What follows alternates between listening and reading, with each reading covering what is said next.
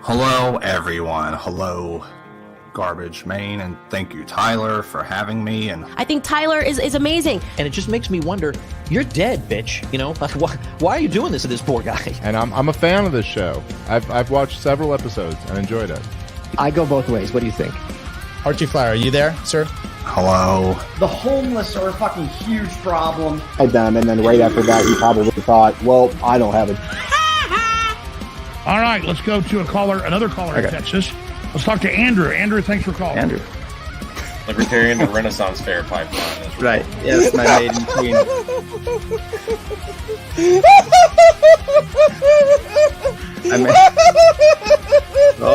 I had to get more beer. Okay. Harry, thank you.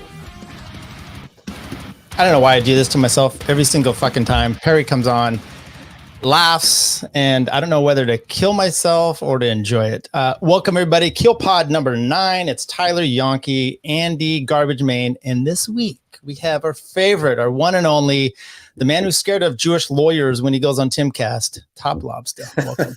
What's up, guys? It's nice to join. I frankly, I can't believe. Is anybody watching right now? We've got at least 3. What? Why are you going at us right away? What's up? I'm sorry. I thought this. What are we doing here? We're roasting the guest or the host? Yes. I'm not sure. We will have people. This is. Let me explain it to you.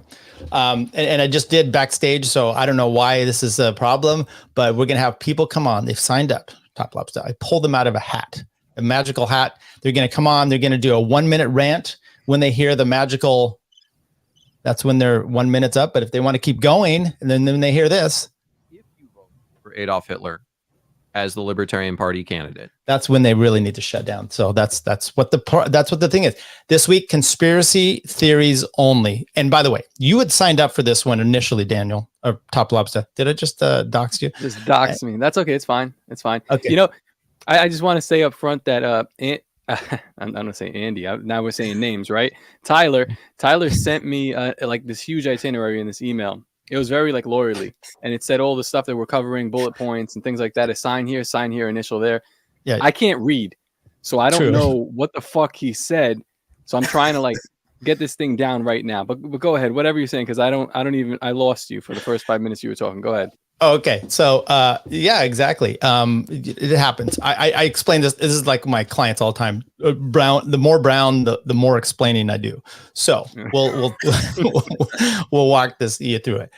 They're going to come on. They're going to do a rant and da-da-da. What is your favorite conspiracy of all of them out there?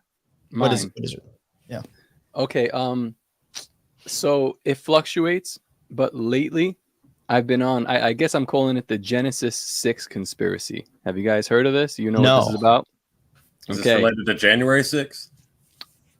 If it was, it would be super based. But actually, it may be. It may be. I think it's related to everything. This is Genesis 6 talks about the fallen angels, you know, like Lucifer's cast out of heaven. Angels come down and they lay with the daughters of men and create the Nephilim. And the Nephilim are like, people theorize them to possibly be demons, ghosts, even aliens, and like things like giants and other like lizard people, shit like that we joke around, that walk around this earth. But this is what I've really been into lately. It's kind of like biblical, spiritual, conspiracy. It has everything. It's great. And maybe some of them were at the January 6th, rally, or whatever you want to call it, the peaceful protest march. Interdimensional child molesters. We got the documents, Joe. Right. For sure, they might be Nephilim, they might be demons, like actual literal demons. That's what I lean towards now. Interesting. Andy, what's your favorite conspiracy? I don't know. I've been kind of into the Christmas bombing, so I went downtown the other day and seen all those buildings are still blown out down there. Yeah, and we don't it's really in Tennessee, right? Yeah, that's here in Nashville. We don't really have much of an explanation behind that one. And I don't even know if the guy who they said did it was a real person. He might have been a Nephilim himself. I don't know. Yeah, there was they blew up like a cell phone tower in a build. Like that's where it went off, right? If I remember correctly. Yeah, there's some part of the conspiracy is that there was like the voting shit, AT&T. Something had NSA servers there and the explosion fucked with the vote tabulation or something. I don't know. But Then there's Daniel. I don't know why I keep doing this. So I just say my last name too. Because Toplobsta is too Hold many on. syllables, and then I have trouble with that. I'm typing my social in the private chat so you can read that out later. I already have it. Don't worry about it. There you go. You mentioned the other day Bigfoot. Yeah. What is that? Is it? Are you serious about that? Do you have interest in Bigfoot? Tell me what you know and what you want to know more about Bigfoot. I haven't looked as deeply into Bigfoot as I have into Dogman, which in Tennessee, I think Dogman is a bigger thing in Tennessee than most places. Actually, Bigfoot too, like in the Smoky Mountain area. I think what do we call them? We call it the skunk ape or something like that. Yeah. There's a lot of different names. There's something in Florida they call it. It's like fucking swamp something. Yeah. Well, if your cheap ass would have came to Robbie the Fire's comedy, you would know where my address is. Yeah, but whatever, man. We're making this such a big deal. Yeah, join the Patreon. Are there any Puerto Rican? Are there any Puerto Rican conspiracies like creatures like like the El Chupacabra in Mexico? That's I guess it was in Mexico, but I heard it from Puerto Rico. I've heard like Puerto Rican farmers say that their cows are being like how do they say it in English? Like they're basically just gutting them. They're like rip their skin open and their guts will fall out, like just mutilated in the most horrible way. Santeria, yeah, that's no, they actually think it's a creature. So that's kind of interesting. I don't believe in the Chupacabra as much as I do Bigfoot. I do think that these things are plausible and possibly Nephilim, fallen angels, abominations of God, things like that. Very interesting stuff. Is there a problem with believing so many conspiracy theories that at some point you're just not believable yourself? I think there's a problem. I think there's a problem in believing in not enough conspiracy theories like you, Tyler. It makes for a very boring. Why would you? What's your basis for that? It just makes a very boring person. And I mean, we have the evidence right here to our top left. It's just people who don't believe conspiracies. It puts a bad taste in my mouth. I really don't want to ever be around them. I don't want to talk to them. I definitely don't want to go on their shows. You make no sense. By the way, what's your least favorite conspiracy? Like, in other words, the one that you're just like, come on, people. I believe in all kinds of stuff. Pigman, that's fine, but this one is a step too far. I could tell you mine. Matter of fact, I have a video. Yeah, maybe we'll play. Let me think, because this is a hard one. Andy, do you have any? And by the way, we have a bunch of sponsors we need to get to tonight as well. Do you want to throw off one of our first sponsors? We've been getting paid. Big time. This show is hitting it like you would not believe. By the way, people go subscribe to us, hit the like button on Rumble or YouTube. When we stream to Rumble, we get really good views. So anyway, Andy, what's your first one there? Well, my least favorite conspiracy is that smoking cigarettes kills. We all know that's wrong. Okay. And our first sponsor of the night is brought to you by Clint Russell's Kratom Emporium. Yeah.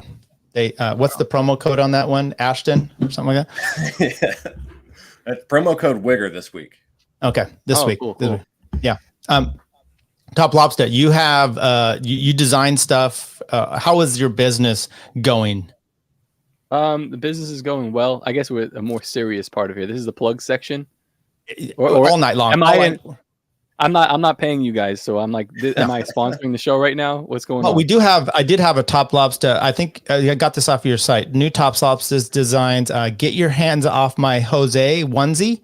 Promo code OKC. So we've got the onesie for Jose there. I don't know. These are things I'm just.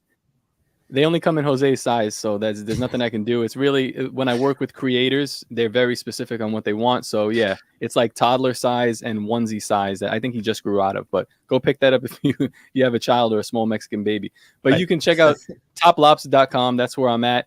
And in all seriousness, I've been working my ass off on merchengine.com. We're revamping everything from like the Legion of Skanks and Part of the Problem, Dave Smith, to you name it on Gas Digital. We've revamped the website.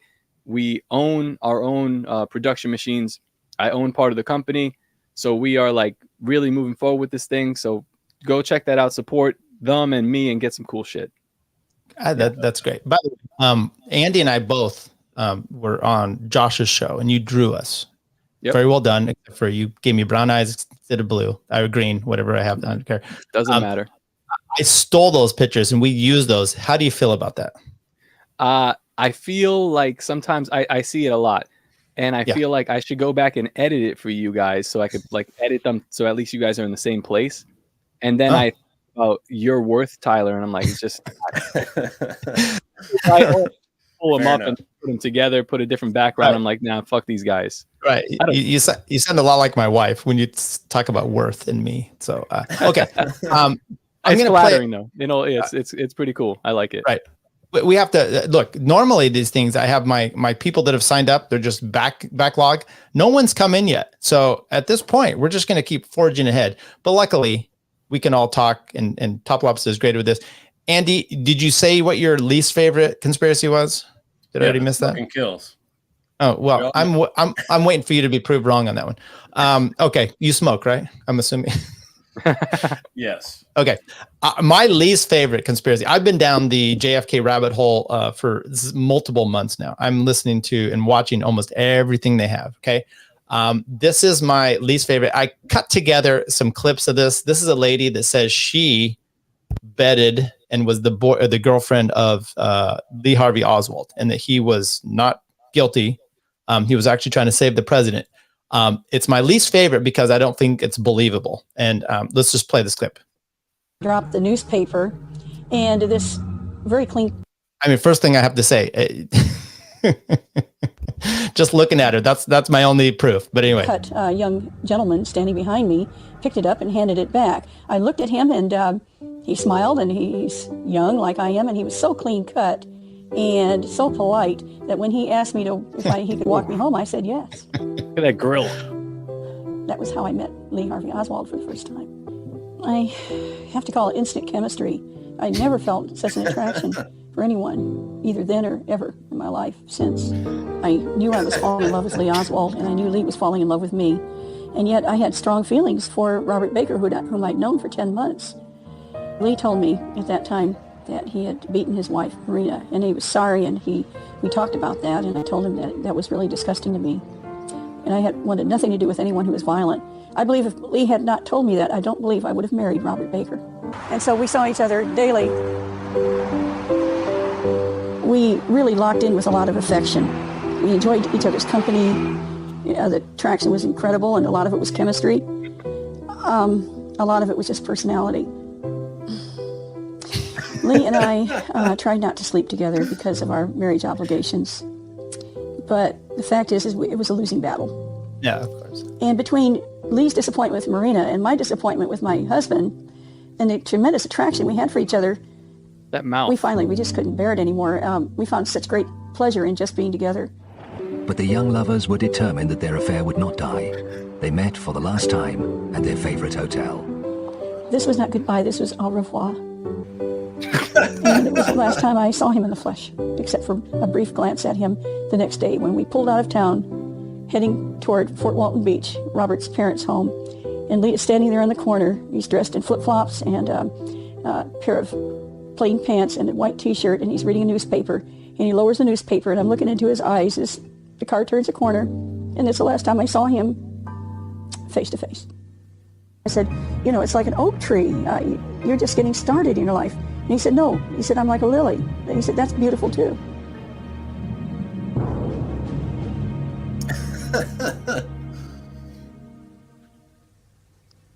Okay. Anyway, he said, just please don't feel sorry for me. I might have a chance to save the president. He couldn't withdraw. It was too late. How long is And then he said, if I stay, got just a few more seconds here. Just shut the fuck up. There'll be one less bullet fired at Kennedy. And my heart just turned over because I thought that was such a courageous thing to say. Hold on, pause it. And then he said, you know, look at all the people. Did she just say if she was with him, maybe one less bullet would have fired at Kennedy? No, I think, and I cut this thing up real good, but basically, and this is from the documentary, The Men Who Killed Kennedy. She's saying that he is involved in this. He's got to be subversed into this deep undercover thing because he may be able to save the president. That's what he's saying. No, 3 seconds ago. Did you hear that? Okay, let's go back.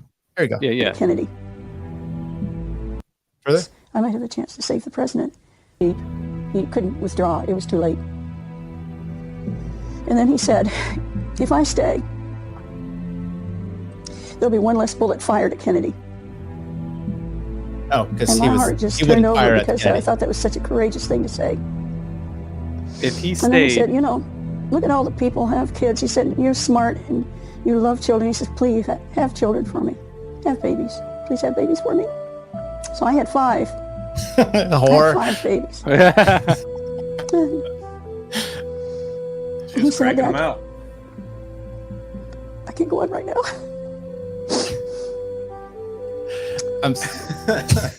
Okay, I just had to play that because I think it's so unbelievable. One, that they have this hot love affair.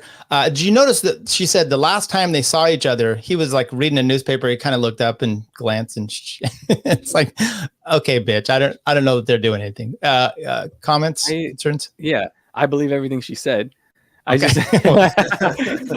I don't think that it looks like she sucked his dick. Like if you looked at her mouth, it True. looks like he definitely got head from her. One of the parts that's concerning about me is that she said there would be one less bullet fired at Kennedy.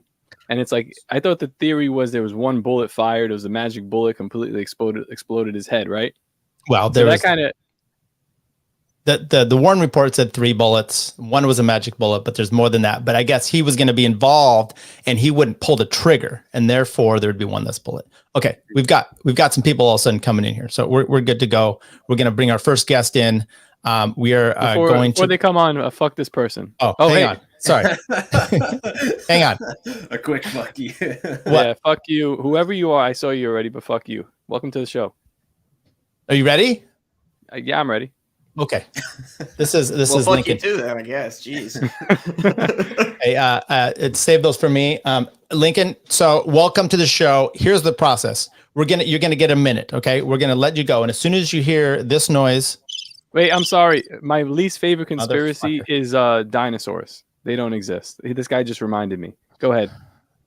Okay. Yeah. It never existed. You want to do your 1 minute rant on your favorite conspiracy? We haven't got there. Go ahead, Toplobsta. No, I'm good. I want to hear this guy. Go ahead. I'm sorry for being mean. Run the show. So when you hear this, that's your minute. But if you continue to go and you hear this, if you vote for Adolf Hitler as the Libertarian Party candidate, that's when we're going to shut you down. So Lincoln, I'm going to give you a minute. Ready, go.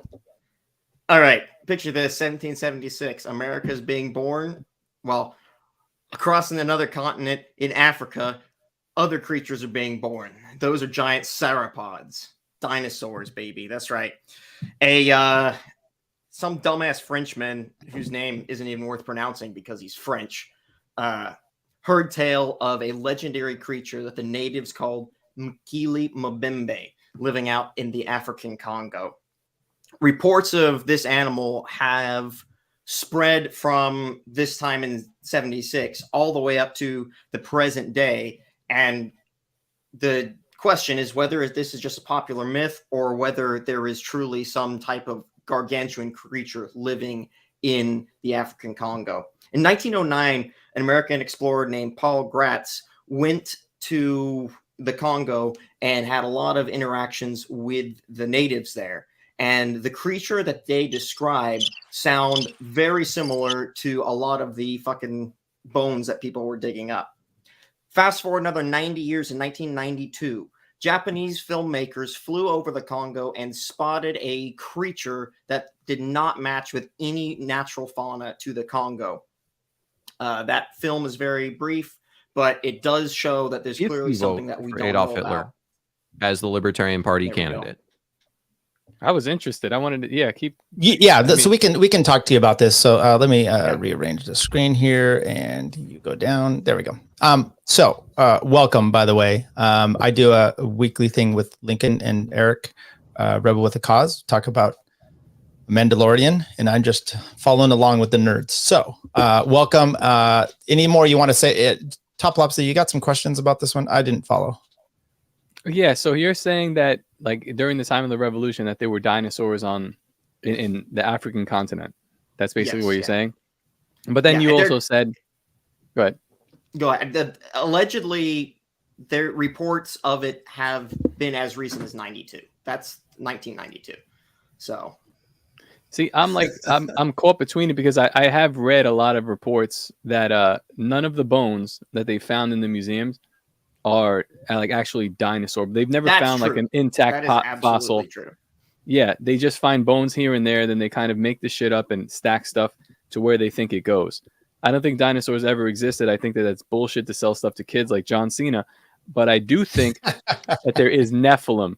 So like when you're talking about like these giants and stuff like that, I do believe that there is some weird stuff going on. I just don't believe in the idea of like dinosaurs roaming the earth millions of years ago and the Big Bang and this and that. It kind of smells like shit to me. What do you think? I mean, I don't believe in the Big Bang or in millions of years either, but I do believe I'm a dino respecter, at least to a certain point. I'm not a paleontologist respecter, but I am a dino respecter. The idea of extinct megafauna, I think there's enough evidence of that in like the oral histories of people across the earth. And I think that there's enough documentation even within just the last century, like even with the 1800s, to give proof of some incredibly large creatures. I mean, even if we look at like how big like the megafauna, like the woolly mammoth was, where we actually have tar pits that have actually preserved huge megafauna. Like the idea of really large land animals other than elephants and like giraffes having existed isn't that far-fetched, because we see elephants and giraffes today and species go extinct all the time. There's so much unexplored, especially jungle terrain out there. It seems likely even that some type of huge creature is probably living out there. Oh yeah, I just saw the chat about the giant ground sloths living in South America. So giant ground sloths used to be indigenous to the entire American continent. They were driven south during the Ice Age, and allegedly they still are alive in the jungles. I thought we were talking about like the fat grandma. No, okay, never mind. Does Manute Bowl count as a megafauna? No, but Lizzo does. Okay. All right. Have you looked into the Boneyard Alaska dude? You saw that guy on Rogan? Yeah, I've only seen the Rogan stuff from him though. I haven't seen like anything beyond that.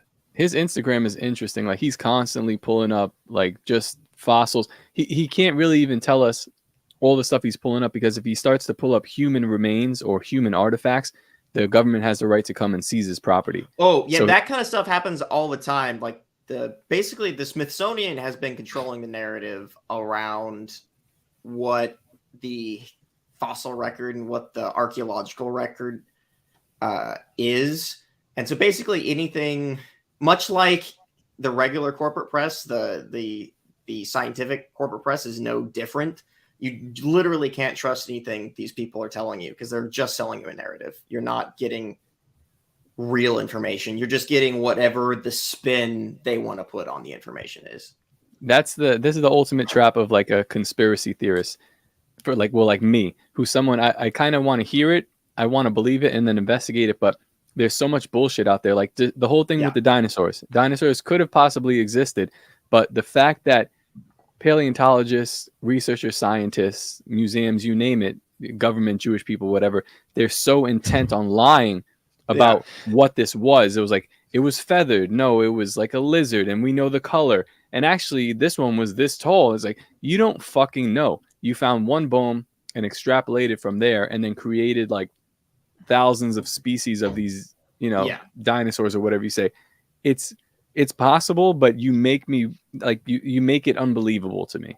Yeah, I absolutely get it. And I have a very similar opinion. Like I generally don't believe the stuff that because you can't trust science TM, right? You just can't trust them. Look at the last 2-3 years with COVID. Like it's like, if anybody needed any more proof, the last couple of years is the reason why we can't trust science TM. But what I am inclined to respect are the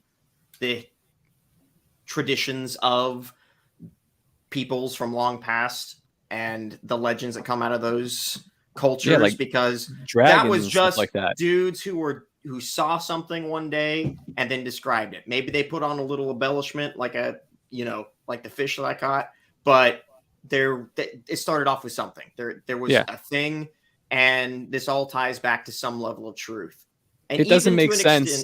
extent, It doesn't make sense for like Mexico to be doing like cave drawings of what seems like a dragon, and then the Japanese people doing the same thing, or the Chinese people. There was something actually.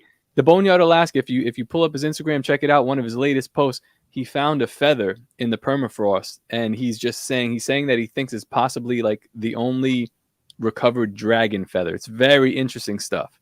So I believe dragons more than I would believe dinosaurs, and then there's that interesting overlap of I would what they look call like, them obviously. the same thing. I think what we historically call dragons and dinosaurs are the same thing. I mean, yeah, what's a fire pterodactyl, breathing right? just means terrible, like terrifying lizard. That's literally what it translates to. And what is a dragon if not a terrifying lizard? The fire breathing thing could be like the embellishment, right? Yeah, exactly. So what percentage of them? I'm not. I will say though that hold on, fire breathing is, or some type of chemically induced burn is something that exists in nature via the bombardier beetle. Like animals can have like an electric volatile eel. mixtures of chemicals that they can shoot out. So it's possible that fire breathing actually, or some facsimile, like maybe acid breath, like cobras spit venom. It's totally possible for maybe not like a flamethrower, but for some type of burning horrible agent. breath. Yeah. Yeah, like when you pee.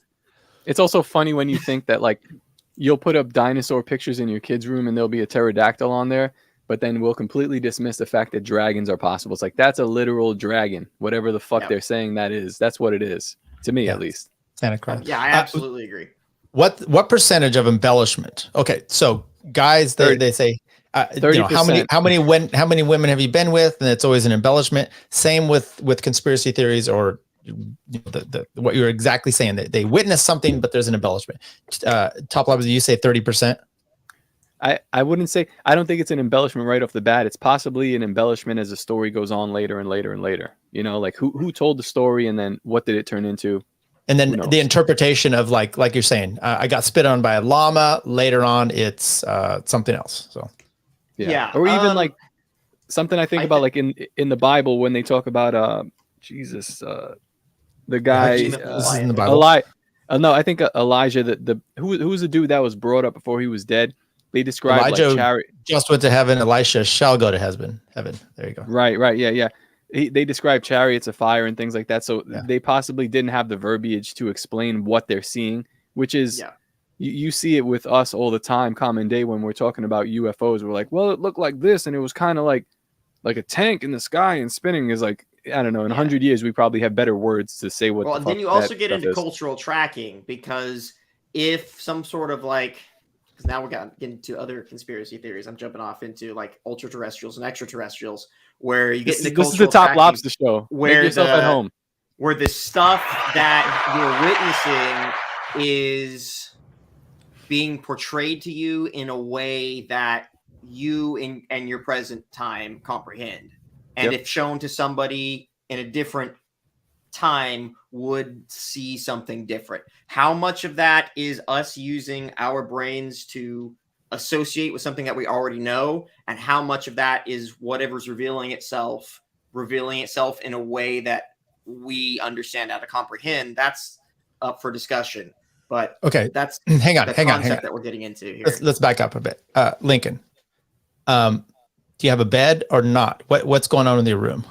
No bed. I'm still on the no bed. Okay. Sleeping on the floor path, dude. So I stayed up till like, I don't know, midnight, 1 o'clock last night, and I was out at the bar. Came home, not like wasted, but I had a few drinks. I had a good amount of water before I went to bed. Went to sleep. 5 hours of sleep.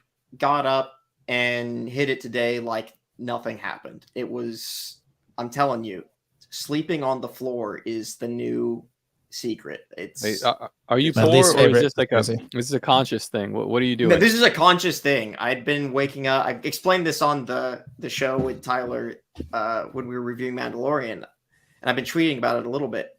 But a couple weeks ago, I made the conscious decision to sleep on the floor because I was waking up with back pain every single day. And ever since I've been sleeping on the floor, I've had no back pain. I've been waking up feeling more rested than ever, and I'm ready to go earlier in the day. This is a conspiracy theory that I'm into. This is like beds are just like I think psyops. Big Bed is selling us a lie. I'm starting to legitimately think that. Lincoln, do you follow me? You follow me on Twitter? I'm pretty sure we follow each other. Okay, good. I got to make sure I follow you because this is my people. I'm sorry I said fuck you before, but the next guy. Fuck Yeah, that you guy. can the next day.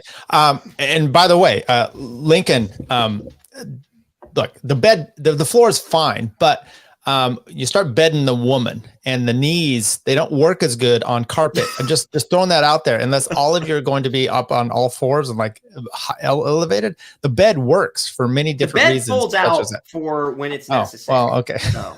Okay. Well, Lincoln's got a gator now, so he can just take him on the gator. Yeah, I still got to get the net though. If I get that net, it's over for these bitches.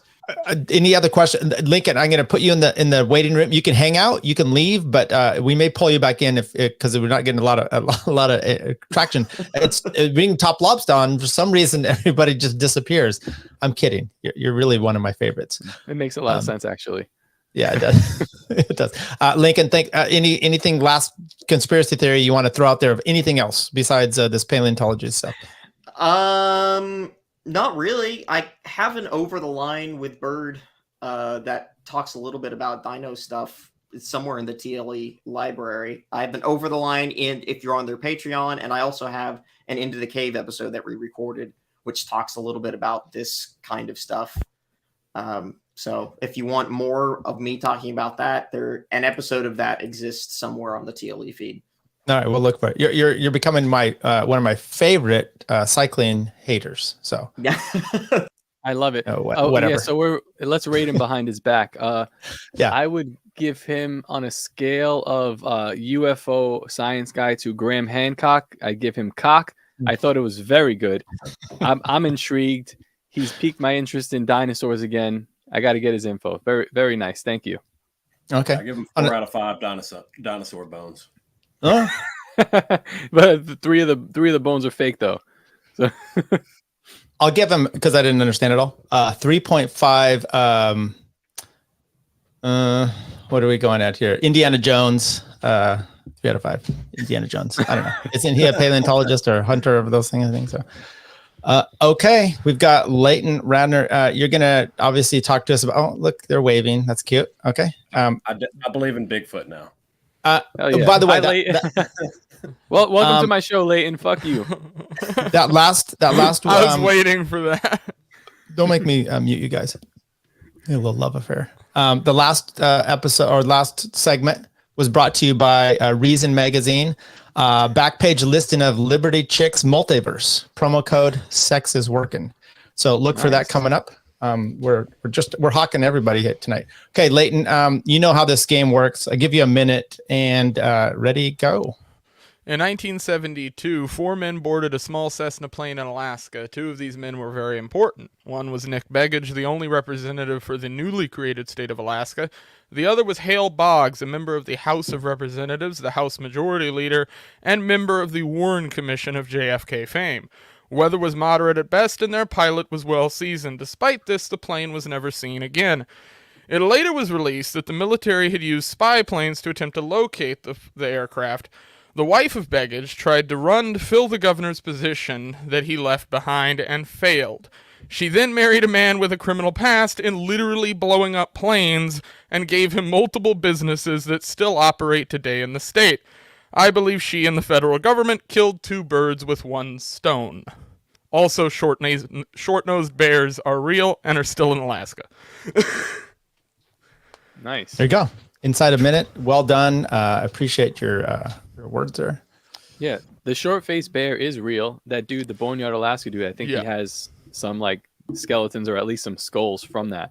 which is pretty fucking cool. Those things have been spotted in this state by like random people and native groups and stuff like that, going back like 100 years, like even recently. And if you like, short-nosed bears are the most insane-looking animal in exist. Like, it's the most terrifying shit to me, because we're all prepared for like even Kodiak brown bears. Alaskans understand these are like 1,000-pound fucking behemoths that can get just, you know. But the comparison to this thing, they stand like fucking, 12 foot tall. If you saw that thing in the wild, you would think you were looking at a fucking prehistoric animal. Like, this shit looks like a jacked up beast from Alice in Wonderland. That's go ahead. It's your show. It's a crazy. Yeah, shut up, Tyler. It's a crazy thing to think of. But I also, I'll classify that separately from like obviously Bigfoot and Dogman. I think those things are interdimensional. We have a Bigfoot here too. We have a Bigfoot here too. The natives have referenced it for years. It's like they call it the Otter Man.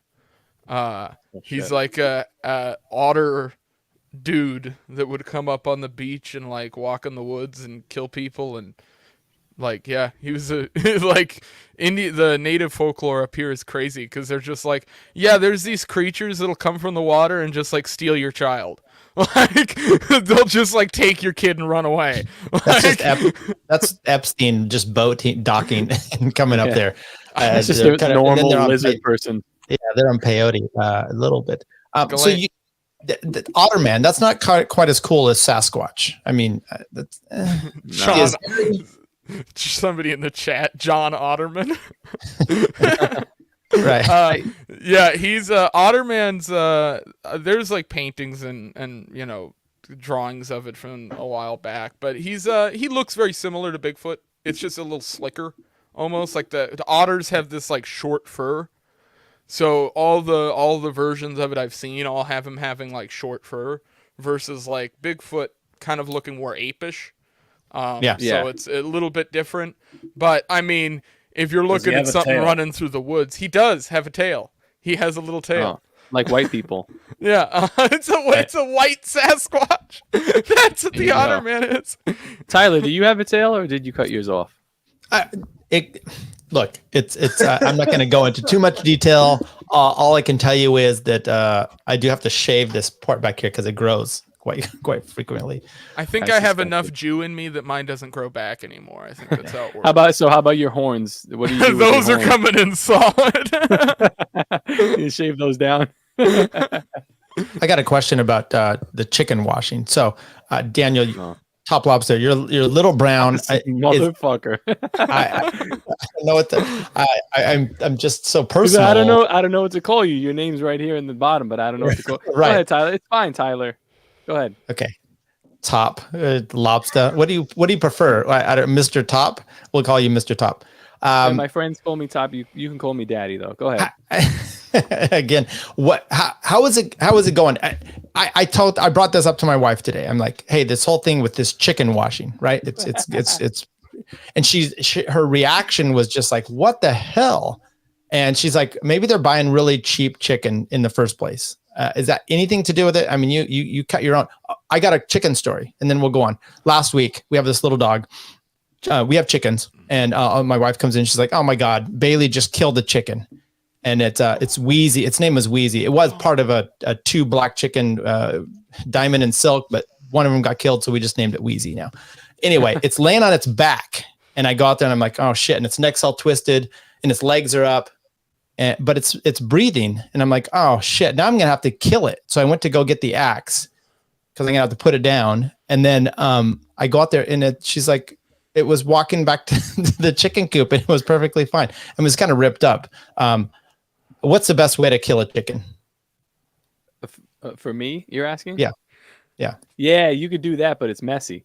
You just grab them by the head, and you give them like one. The Jewish method. Yeah, and their head pops off. I put them in a cone. Like if I'm gonna butcher them, I have like it's actually a bucket that I twirled on itself, but it makes a cone. You put them upside down and just a little nick in the neck. Let them bleed out. My grandma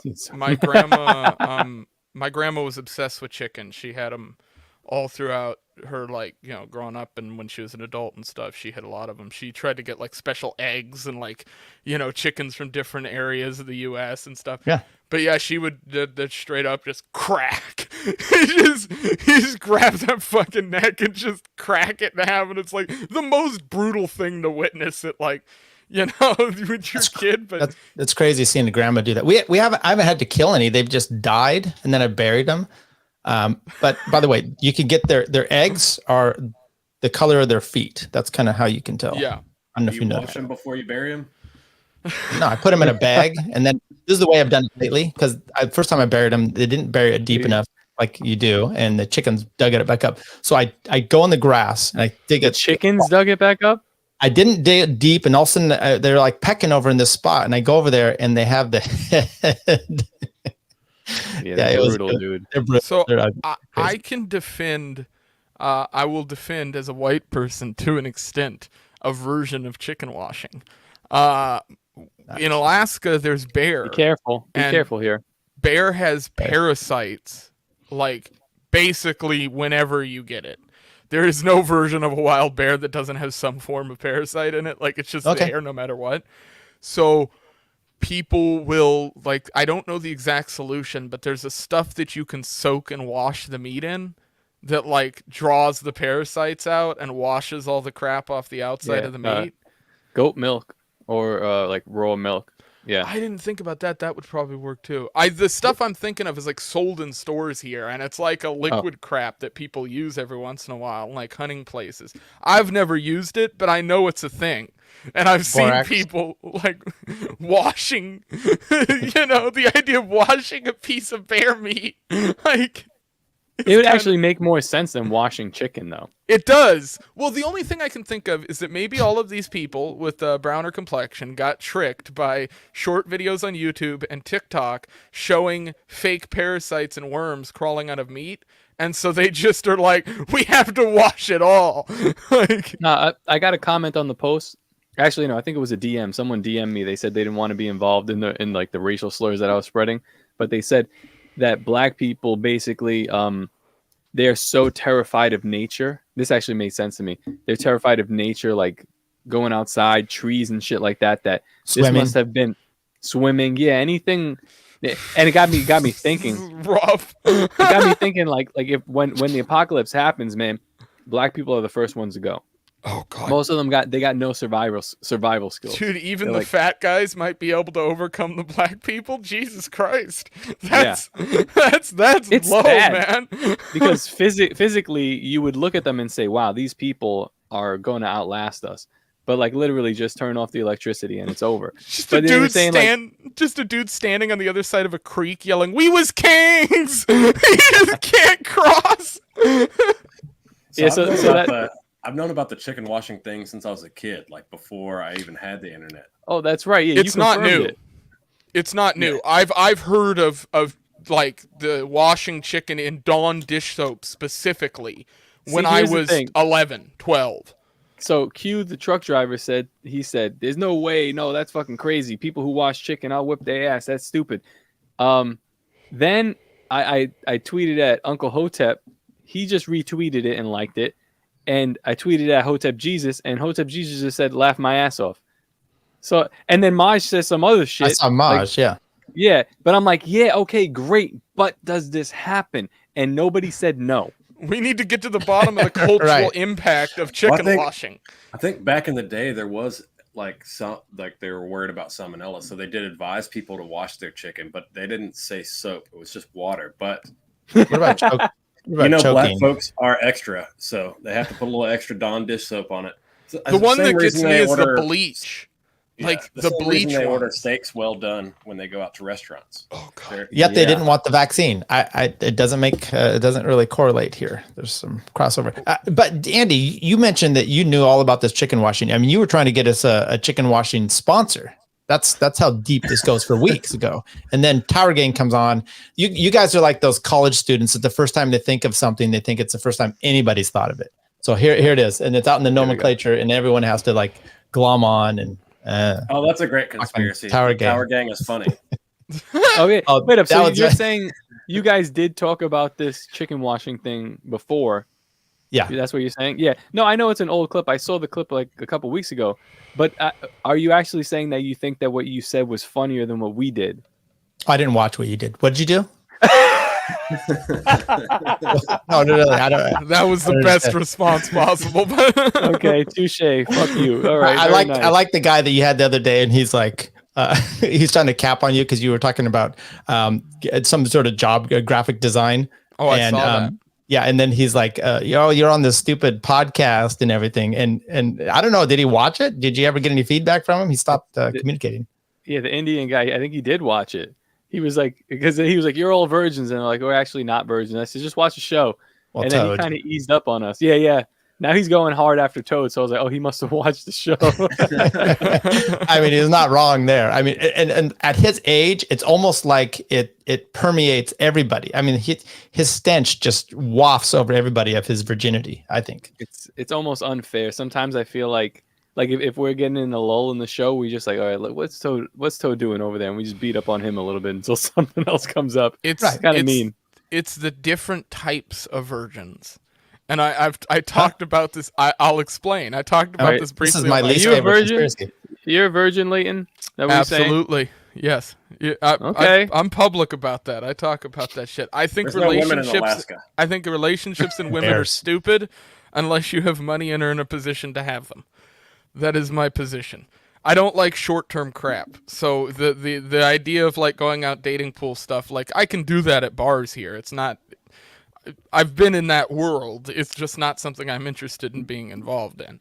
Your Judaism is showing right now. No, actually, it's the opposite. But I don't oh fuck! I lost my train of thought. You cocksuckers. Yeah, that's what happens when you're a virgin. You said it was different types of virgins. So there are guys that are virgins who will say they don't want to have sex, but they clearly do. And so that's the aura that just comes off of them at all times. That's what I feel like happened with Toad. Is the second that shit got called out, that aura just comes back into focus. So you're saying you don't want to have sex? Who doesn't want to have sex? I don't understand. I'm trying to understand.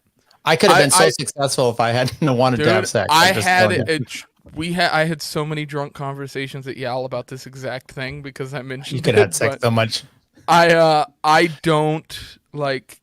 It's just not valuable to me. Like I like making money. I like hustling. I like going out and doing things. And you could do all that stuff. Yeah, if I wanted to do that, I'd just go pay for a hooker. Like it's not like I don't have this connection to this. If I wanted to get rid of my virginity, I have no moral problem with just going and paying for it. Like I'm beyond that at this point. I don't give a fuck. Like I don't see a value in it. I also see a lot of men getting their absolute shit kicked in by this whole system that we have in the culture today. And I'm not saying that in like some fucking incel shit, because I don't like that crap either. I think you can go out and fuck people, have relationships. I don't have a problem with it.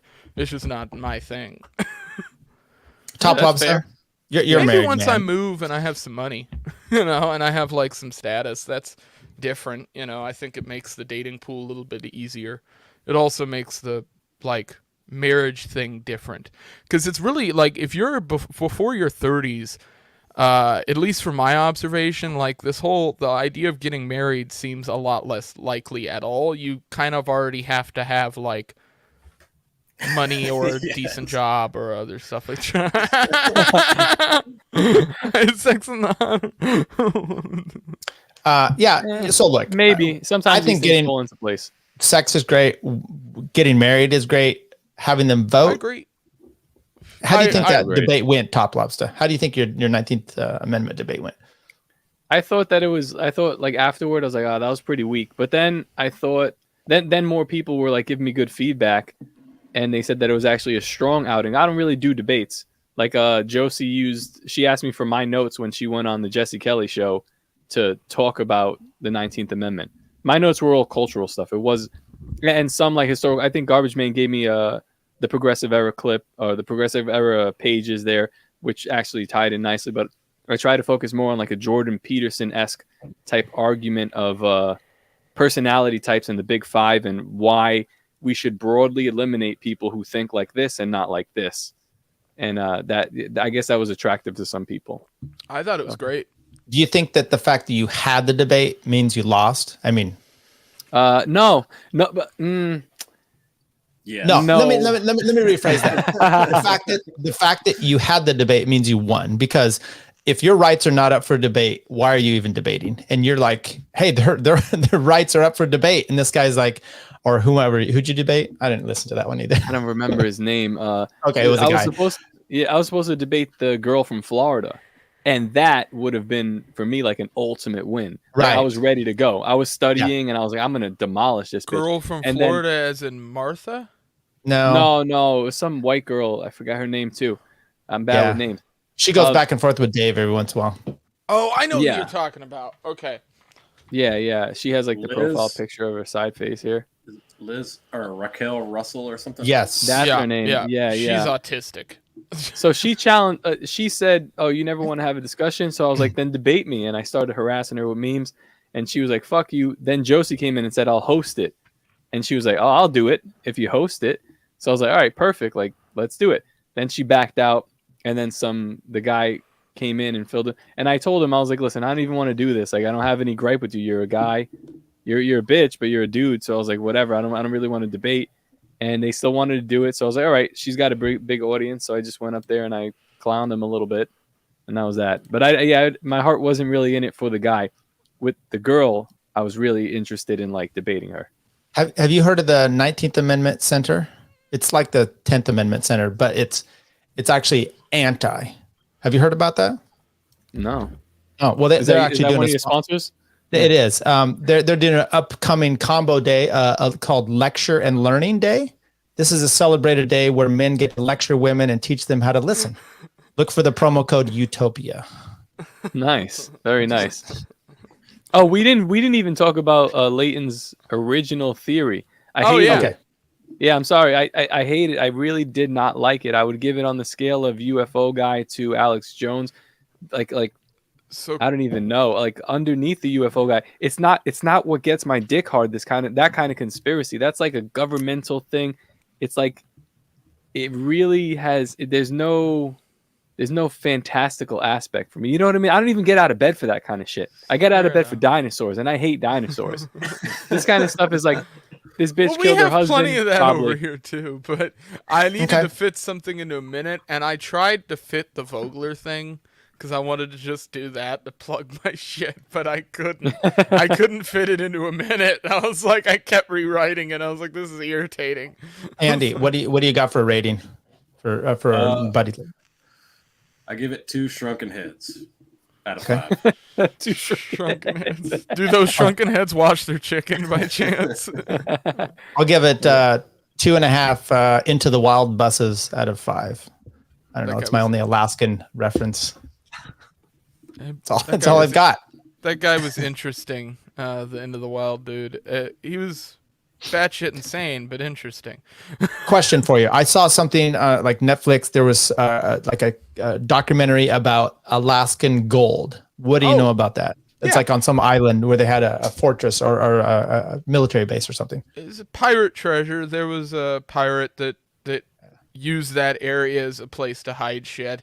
Whether it's actually there, I think is a little bit of a push. It's sort of like the Oak Island stuff where The money pit. Yeah, it's like I don't know if there's any really thing that you're gonna find. I will say this: there has been plenty of gold found out there from that era, just not together. It's always been like a single coin, a single, ingot kind of piece.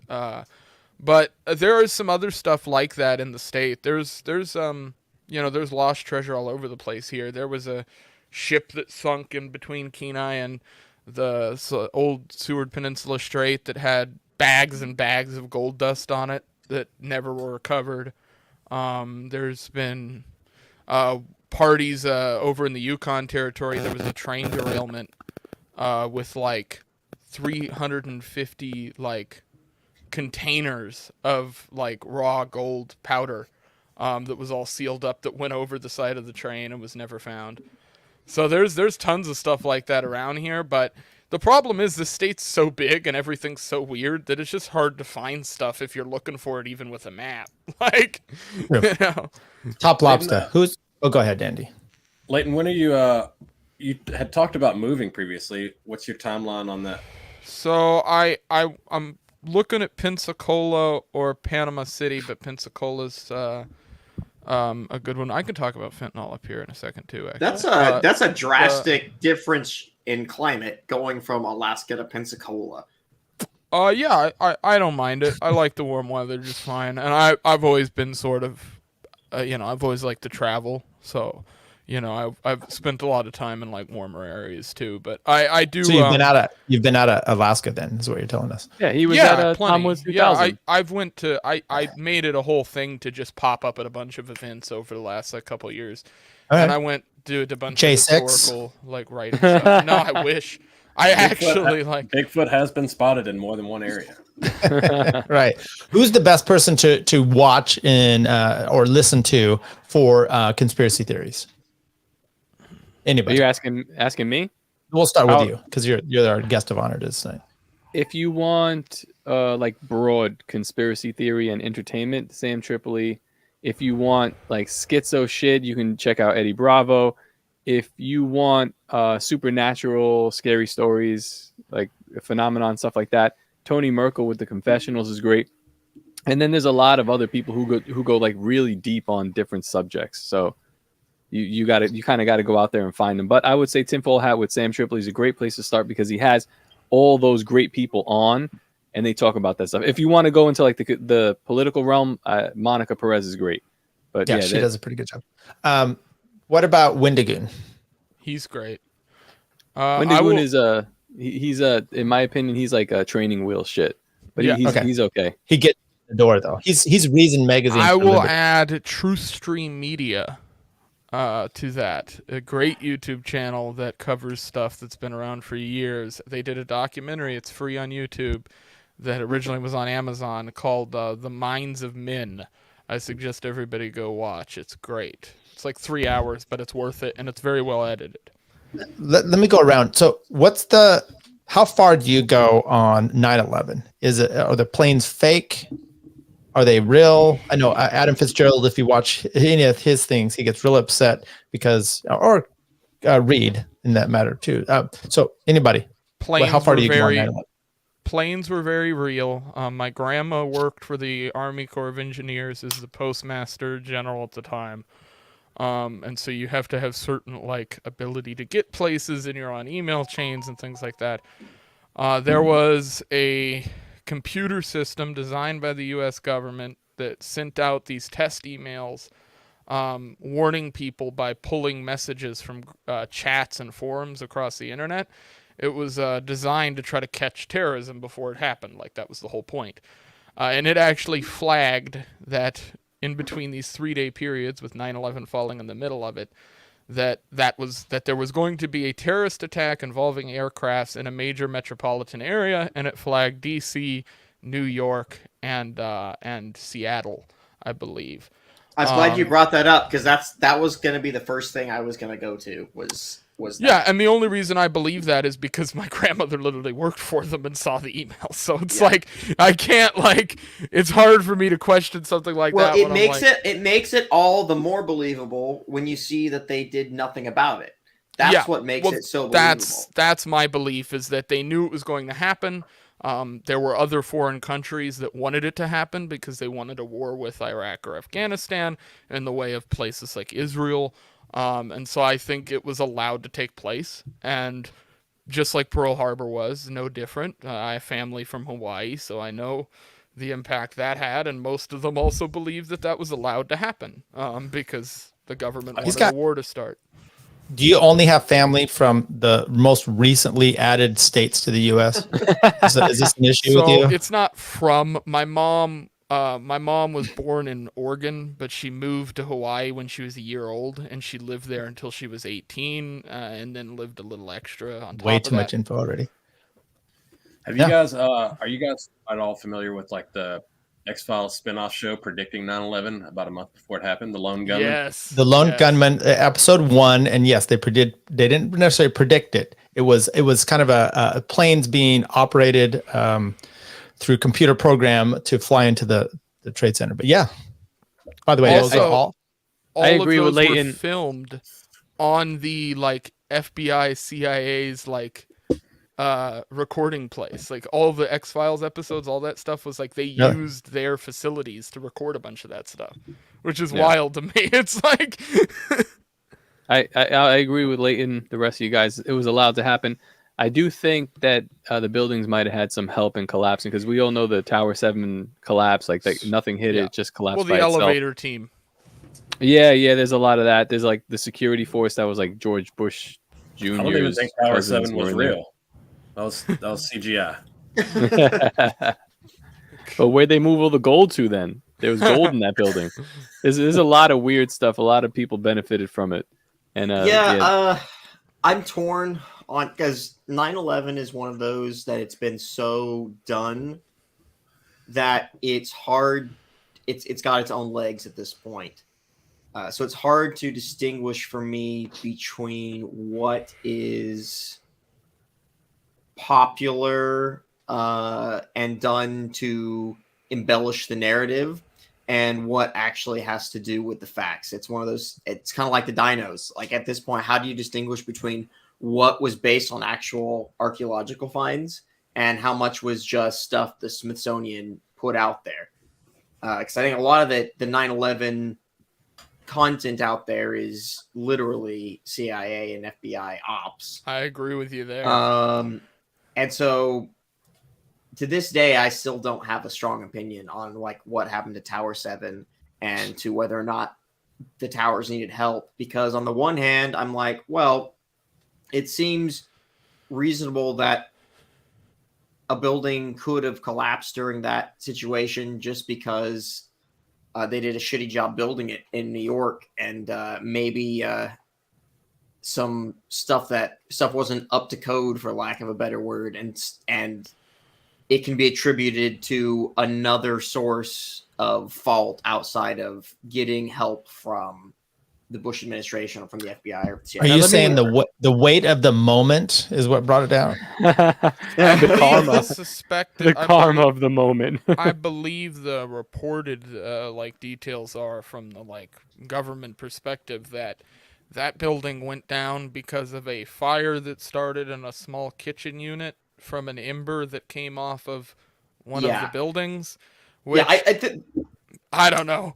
Yeah, I don't know. It's rough. Can I just interject here? Is that the feds were over all of that stuff before people could really get in and inspect anything, and all the physical evidence was combed over by the feds before anyone who had an agenda different from what the feds had a chance to really look at it. So I think except for the elevator team that was made up of Israelis. Right.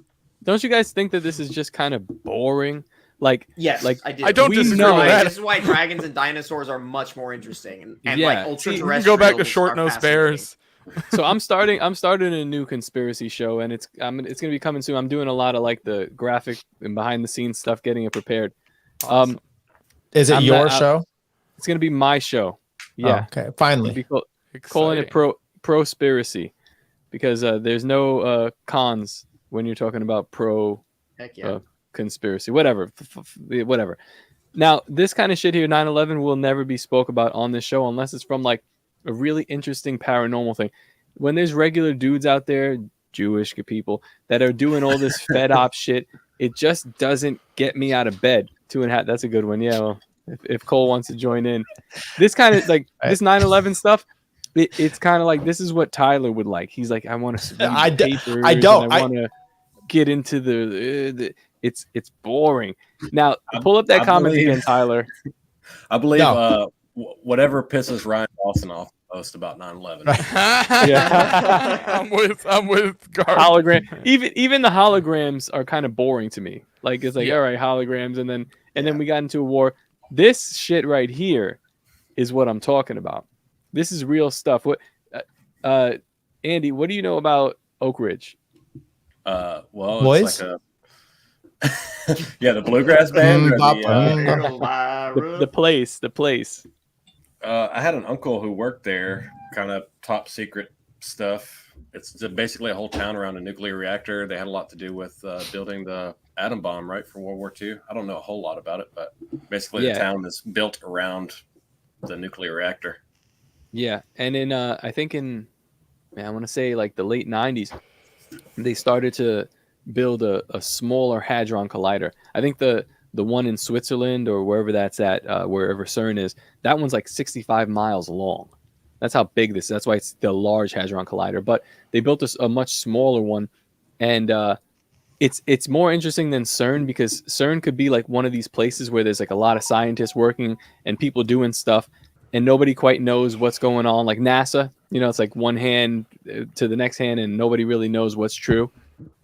No, that was Montauk, I believe, that inspired. But Stranger Things is just a documentary, right? I mean, it's real. Listen. It has aspects of MK Ultra in it. I have one Top's gonna love. Yeah, but I think the Oak Ridge thing is more nefarious because it's a much smaller operation going on there. It takes place in a small town where everybody kind of knows what's going on, like weird shit's going on there. So I feel like the actors that are involved in Oak Ridge are more nefarious than the ones in CERN. Even though and considering the ones in CERN are like doing fake sacrifices to Shiva, the god of death, and things like that. Well, so I'm you can hoping only imagine. The small collider here is what's keeping the Californians out. So I'm heading that way. By the way, I just want to say this real quick. I only brought up 9/11. You're right. It actually does bore me. And I lived through it. I mean, many of us have. It does bore me. I just kind of wanted to know your limits. And and the point of this was not to go on and on about it, but are there some conspiracies where you kind of get like, okay, I'm not going to go down every single path, because at some point does that maybe discredit you on some of the other ones if you're like believing into everything? No. Yeah. Okay. No. Well, no, I don't think. Here's the thing I want to say about conspiracy theories. When people think that you're a conspiracy theorist because you believe in something wild like a gold standard, right? Yeah. When people will immediately discredit you off of that. So for me, it's just like, why not go whole hog? If you're not even gonna trust me when it comes to talking about economics, and despite the fact that the average person that I talk to about economics knows that I've read way more about economics than they have and know way more about it, and they still refuse to trust me because it's different from the narrative that they were taught in high school. It's just like, well, why? If you're not going to trust me on the most basic stuff, why not just go all the way and start? No, that's like your girlfriend calling you gay, and you're like, fine, then I'm going to go bang this whole military school cadet. That's just it doesn't mean you have to go down that route. My girlfriend called me gay, so I joined the Navy. See, no, it doesn't mean you don't have to go down that route, but like people like Tyler who are skeptics, you're a conspiracy theorist. I'm always skeptical, too. Like people consider you like libertarians, conspiracy theorists, saying like, "Oh, you think people could just kind of survive on their own with anarchy, or what are you, retarded?" It's like, yeah, no, I actually do believe that. Yeah. Well, I mean, listen, to a certain extent, obviously, different factors play certain roles and stuff like that. But the idea to the mainstream media is so far fetched. Yes. To the mainstream, that you sound just as crazy as I would sound, as saying like I think the Earth is possibly flat. Whatever kind of conspiracy theory Leighton was just telling us, I don't think that plane blew up. That guy flew over the ice wall. He might be over there working on free energy. That's much more interesting. You should have that's how you end that conspiracy theory. Remember back in 2004, it would have been crazy to say that there weren't WMDs in Iraq. Yeah. So there's not on a weird conspiracy take that I think Top will enjoy a little more. There was I only know about this because I looked into it because it happened here in Alaska. But in Fairbanks and another little town here, Fairbanks a bigger city and then a smaller town, there was like this weird ooze rain that kept happening, where they would have like just sledge that would land on the ground and come out of the rain. and they never figured out really what it was. There were like biological tests taken of it, and like, because there was parts of it that were living, and they sent it off, and it never got, like, there was no real resolution to it. So I started looking into it. This happens all over the place. Like, yeah, Andy, it's in your ears right now. Tell Leighton. Yeah, the goop is real. There's like literal like primordial ooze raining out of the sky, and every time they're like, we're looking into it, and then there's just never any resolution as to what it is. And they're Are like, any of y'all familiar with the Dugway Proving Ground chemical testing facility outside of Salt Lake City? Yes. No. That's an interesting rabbit hole to go down. There was they did a lot of chemical and psychoactive testing on innocent civilians and military, and they also slaughtered like a bunch of sheep. I forget what it's called, but it's some sheep massacre or something like that, where the government ended up having to pay out a bunch of money for drugging up all these sheep, like this chemical cloud that flew off from the base. I mean, we have HARP here, which is like the thing everybody assumes is sending out earthquakes, and isn't HARP in Alaska? Yeah, HARP is here, and that's an interesting rabbit hole to look into. I'm hesitant to believe all of the conspiracy theorists on that, because I do think it makes sense for them to build some kind of big fucking radio antenna up here, because it's just You're covering for your people, Leighton. But at the same time, I do think it can, like, they claim it can't do what people claim in the conspiracy community it can, and it definitely can. There were professors and scientists who wrote papers against them activating the thing back then, because they said, if your degrees are off just one little bit, you could be blasting a single point on the Earth with a bunch of radiation and radio waves, which is not a good idea. And they just built it anyway. And so I do think it can be probably used for that. Yeah, like, but if their degrees are perfectly on, then they could blast a single point of the Earth with a hurricane or something like that. Right. It's crazy nefarious. Yeah. By the way, the way the planets are, the sun, just a little bit of movement can heat or cool. Exactly. So look, what you said, Top, about being libertarian, anarchist, whatever, and being yes, when I really came into this stretch, this kind of more mental philosophy, I did start going down the conspiracy theories much more, because it's partly skeptical of everything, right?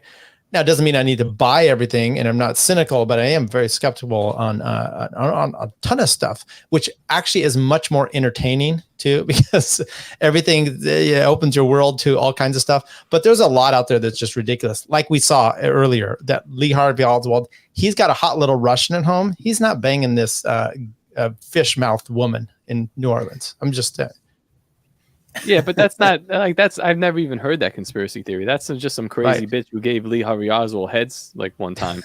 I did notice. I forgot to mention that I did notice the menorah in the frame with her. They always leave their clues. Where's your menorah, Leighton? I mean, it should be around there somewhere. I don't practice anymore. I do still have my childhood one, though. By the way, I want to give Mayor Kate a shout out. She DM'd me and said, "Hey, you should do a Killpod with conspiracy theories only." So that's her problem that we're doing this today. Oh, before we move on, like the whole HARP thing, like you were saying, where they're saying, we should shut it down. It could be dangerous. They did the same thing with Oak Ridge when they're about to power up their Hadron Collider. They said, somebody said like, "Oh, you guys are you're trying to open portals to another dimension." They were like, "That's partly false. We're trying to open portals, but we don't know where they lead," or some crazy shit like that. That sounds so much better. Doesn't that sound so much better? We're gonna open these portals. You're right about that, but they could go anywhere. We have no idea.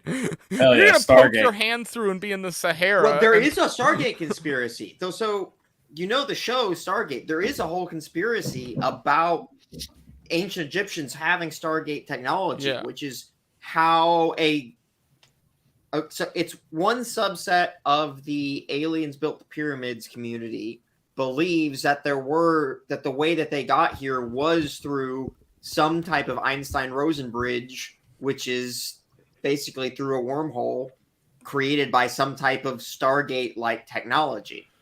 Is that how we got chicken washers? They came through the portal? Yeah, probably. It does explain MacGyver. why he's so good at all those things. Minder in the chat talking about it's a great reference, Tyler. There's actually stuff. There's actually a terrain theory. Yeah, that's interesting. But there's a nice tie in there with the Stargate and why we invaded Iraq. Some people think that it's possible that there was like a Stargate, or maybe what is that thing called in the Bible, the Ark of the Covenant or something like that. Yeah. Like we went in there, the first thing we did was just raid and sack their museums and whatever is underneath their museums. That's what we were doing. If like there's accounts of soldiers saying this over and over again. Wait. This is just Raiders of the Lost Ark or one of these. Isn't that what he was doing? Like, that's it, dude. Any movie you saw, any movie you see is like literally what we've done or what we're about to do. The ending of Raiders is actually documentary footage. That is literally how the Smithsonian handles things. This is why I say they're the worst. Okay, so the Smithsonian. I said the same thing about Married with Children, by the way. So my grandfather was on that show. The creator of the Smithsonian was in his day one of the wealthiest men to have ever lived. And as one of the wealthiest men who have ever lived, do you know what guild he belonged to? No. The Film Actors Guild. Screen Actors Guild. My grandfather's a part of that too. Smithson was a Mason, and what have the Freemasons been trying to do through the centuries? They've been trying to basically push world events and push culture in a direction that they want. And so the existence of the Smithsonian that's the Masons' most effective arm of guiding culture. The Smithsonian, it acts as the exact same thing that the Egyptian historical and archaeological and the Israeli archaeological community do, which is to make sure history supports what they believe. Yeah, exactly. That's literally it. All they're trying to do is control the narrative. That's why you see, despite the fact of all the evidence, like actual paleontological and archaeological evidence of giants in North America, it's all been wiped away over the last 100 years because it does not fit the narrative that the Smithsonian wants to fit. Why do the dinosaurs have feathers in the textbooks today? It's because that fits with the narrative that the Smithsonian wants to push. It ultimately all ties back to those guys, and those guys happen to tie back to some other people who are associated with other conspiracies. Have you guys heard of the Giant of Kandahar? Yes. This is interesting, though. Have you guys heard of the conspiracy around Paul McCartney dying and that whole thing? No, so that's why I brought this up. I don't know what that means. Paul McCartney, if you look up Paul McCartney car crash, the Beatles were in a ridiculously gnarly car crash, and the theory goes that Paul McCartney was actually dead. The Beatles, much like the Grateful Dead, was a fed-op that was invented basically by the government in England and vice versa in the US to try to get drug culture to take hold, and they were using them as basically testing ground for informants. That would explain their popularity. Well, this is well documented on the Grateful Dead side. There's multiple people who were members of that group who have openly said that the feds were influencing the group to get people there for the acid boom, and that's what it was. The theory goes that Paul McCartney, the kind of head man for the Beatles, died in that car crash, and that they literally just replaced him with a new one. When was this? This would have been like in the early 60s. 63. And then he came back as Randy Rhoads and then died in a plane crash. I do believe in clones. I think that there are some. Look at Joe Biden. It's really hard to explain whatever that is. I think people cloning technology is actually a lot more advanced than we give it credit for. Like even in terms of the documented like science TM cloning stuff that they put out there, they can create cloned animals, at least of smaller species, really effective clones. The problem is that I believe in some form of soul and subconscious, and I don't believe that you can really replicate that through cloning. I think so. This is. I'm sorry to cut you off. That's a philosophical debate. I don't know if we want to go there.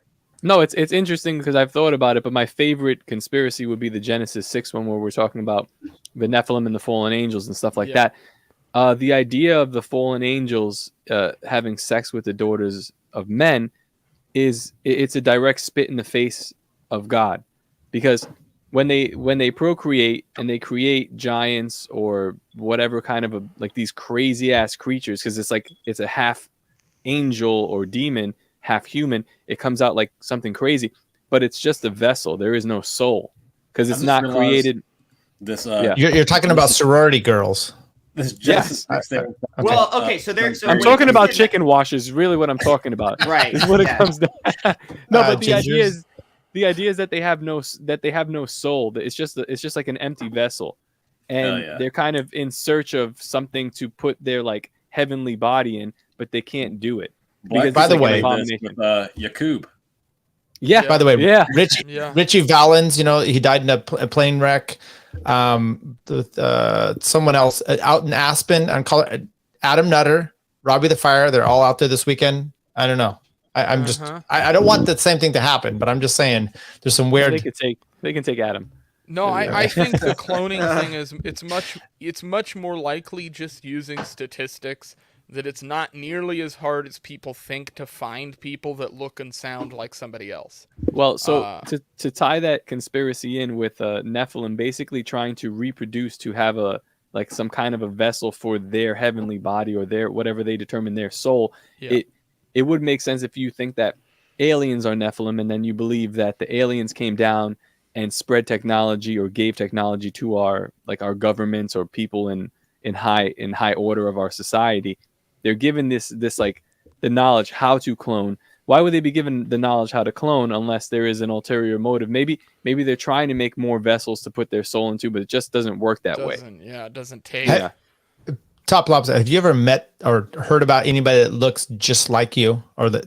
Yeah, doppelgangers. I've seen one. Yeah, that's a whole Yeah. thing. Well, I have there's one also in a whole the town thing I with live in. mirrors too, where It's freaky. every time you look into a mirror, you're seeing an alternate version of yourself, and there's some interesting It helps with masturbation. supernatural story accounts where somebody ends up getting switched with their doppelganger in the mirror.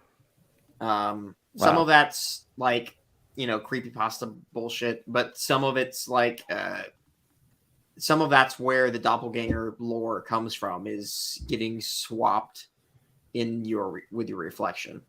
Top, you had mentioned the Giant of Kandahar, and I didn't ask you because you are brown. What is in the black cube in Mecca? Do you know? Oh, that's a great question. Yeah, I don't know. What do you think? It's not a test. It could be. I don't mean to interject, but I'm gonna head out. I gotta go take care of birthday stuff with the family.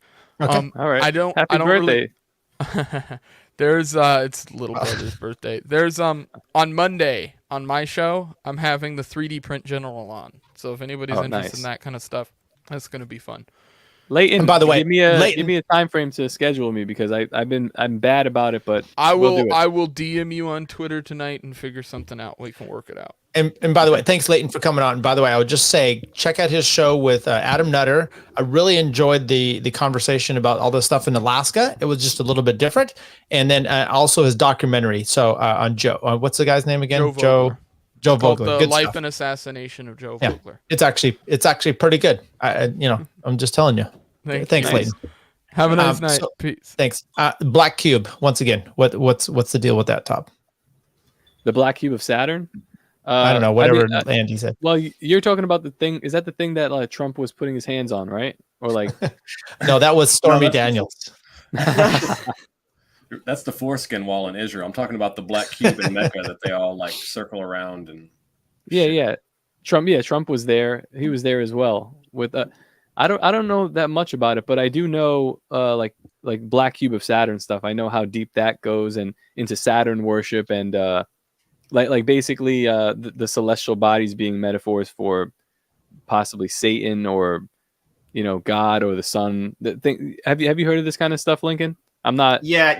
So a lot of that stuff is my interpretations of all that is a blend between the biblical concept of the demon behind the idol, to where people are sometimes getting actual messages from demonic ultra-terrestrial entities. If for those who aren't necessarily a Christian, I totally buy into that they're biblical demons, but ultra-terrestrial entities, to use a more all-encompassing term. And I also am a firm believer in egregores. I happen to believe, I don't know, you guys familiar with egregores at all? Jose? Oh, that's a chorus. So an egregore is a semi-sentient entity which takes a life as a result of collective consciousness. And so when it comes to things that people are largely worshiping or largely backing or getting behind, my interpretation of those things has to do with like an egregore is birthed when the evil forces see an opportunity to take advantage of what's in the zeitgeist. And that's when an egregore is born. They like get their top management and middle management all up in there to start talking to people and tell them what to do and where to go and like how to direct things. I think the best interpretation of how I look at things like the Ring of Saturn, the Black Cube, just general occultism, is in C.S. Lewis wrote a science fiction book called That Hideous Strength, which I highly recommend. It's one of the best sci-fi books ever written. And basically, that book is all about how the progressives in England were all being directed by basically this like extra dimensional demon telling them how to run the country and ruin the country and like do things like, oh, we need, nationalize healthcare. We need all the stuff that has caused the collapse of the West were all ideas that came from that demonic entity in this sci-fi book. I happen to believe that it's a documentary. It's not science fiction. Israel is an egregore. You know, I kind of do believe a lot of this stuff, even though I am a Christian. I do. So like the idea of an egregore or the will of the people, if everyone kind of believes one thing, that this might actually show up physically in flesh and blood. Basically what I think it is that enough people, for whatever reason, start thinking it, because people like to do things in groups because we're communal and social creatures. And the Satan's minions are aware of how humans operate. They've had plenty of time to observe us and understand our weaknesses and how to exploit us for their own game. And so they'll see something kind of pop into the zeitgeist, something catches fire, and they'll literally start setting up like a management scheme to push people towards it if they think it's something that's good. I think that's how like abortion became super popular. I think that's how like the concept of the state of Israel became super popular. I think that's how like evolution became super popular. I think it's how like the New Age movement became super popular. There's a lot of stuff like that I think all has to do with like literal. There's most of it is going to be people just following along because most people are not leaders or followers. But there's going to be certain people who probably are getting direct or indirect marching orders. Yeah. Marching orders. Yeah. It also, how do you reconcile that with if I said, I think that like I'm a believer of simulation theory. Mm-hmm. Yeah. Cause a lot of that does feel like when something gets into the ether like that. Yeah. Shut up, Tyler. Listen, the men are talking here. Drink your Bang energy drink. A lot of this stuff once it gets into the ether, it's almost like it's programming. That's how, like, to simplify it in my brain, I'm like, okay, sure, the programming is doing something else now, and it just kind of runs with it. Wait a second. I just want to say what a pussy this guy is. Tell him to go home. Oh, got him. Okay. Who's controlling that house? Kind of on what you're talking about. So let's think of biblical stuff, right? There's all kinds of supernatural things, whether you believe in the Bible or not, that religious people, which I do, will take into they'll believe a lot of these things that happen, but then they don't believe little conspiracies that happen in the real world. It's kind of a interesting dichotomy. It's the fall of Christianity. Like most Christians will not. I mean, they will believe this. Oh yeah, Jesus did rise from the dead, but they won't believe some other like fantastical things that we're saying. Like for instance, like just the giant of Kandahar. They might they turn up their nose at that, and it's like, what is that? It's anyway, but they'll believe the giant of the giant from David and Goliath. Yes, the giant of Kandahar was actually in Kandahar, I think during 2003. We had like some troops of Marines that were just kind of like in the mountains of Kandahar. They went missing, radio silent. There was no call for distress, anything like that. The army sent out special forces to look for them. I think they were marching for a couple of days, 2 days. They were just like going through some, mountaintops and stuff. They saw a plateau. They said it looks like a goat trail. So the story actually comes from one of the special forces person. And then there's also confirmation on another side from a helicopter pilot, which I'll tell you about. But they see a goat trail. They're like, let's go up to that mountain plateau and see what we can see, because they thought that it would give them a good vantage point. Maybe we'll be able to see some stuff. As they're going up the goat trail, they're seeing like torn pieces of uniform, broken pieces of radio and stuff like this. So they're like, all right, something's up. They start getting their guns up. They get to this plateau, and the guy reports that there's like this huge cave opening, like I think 3 cave openings. They go, they look. The cave openings have like a steep, like right at the mouth. It kind of like goes down steep. So they're like, all right, we can't do anything there. So they kind of back up, regroup. What are we going to do? Something throws a sphere. It impales one of the special forces dude. Some kind of like sharp object impales this dude. He's pretty much dead on sight. These guys are stuck. They said a giant runs out like 12 feet. He has 2 layers of teeth, kind of like Attack on Titan. If you've ever seen that that anime, like huge mouth, 2 layers of teeth. He's got red hair, like long red hair. They said he's got Walton? 6 George Mirasan? 6 fingers on his hands, 6 toes on his feet. Princess 12 Bride, feet gotcha. tall, huge, smells horrible, runs out at them. They're stuck. He's just like, the guy, I guess the giant doesn't really know what to do. He already speared one of them. Maybe he's going for the sphere again and going to kill him. One of them says, shoot him, and they start lighting him up. They said that they basically decapitated his head. He's just like me for real. Yeah. So smoking it. This was like covered up. It was a big story on the base. Obviously, everyone's telling the story around the base. But another person that was the helicopter pilot. I think he came from a different location. They gave him like top clearance, and he went there, and he was the helicopter pilot that they like hooked this body up to. He describes a giant. So it's like 2 separate occasions, 2 separate stories of people telling what they're seeing here. And he airlifts the giant somewhere else, and God knows what they did with this thing. And another helicopter comes, picks up the men, picks up the dead guy, this guy named Dan, and that's the story of the giant of Kandahar. So if you told that to a Christian today, they'd be like, that's retarded, you're stupid. But they'll believe all this other stuff. Yeah, but Samson, but David, it's like, okay, Goliath, maybe, sorry.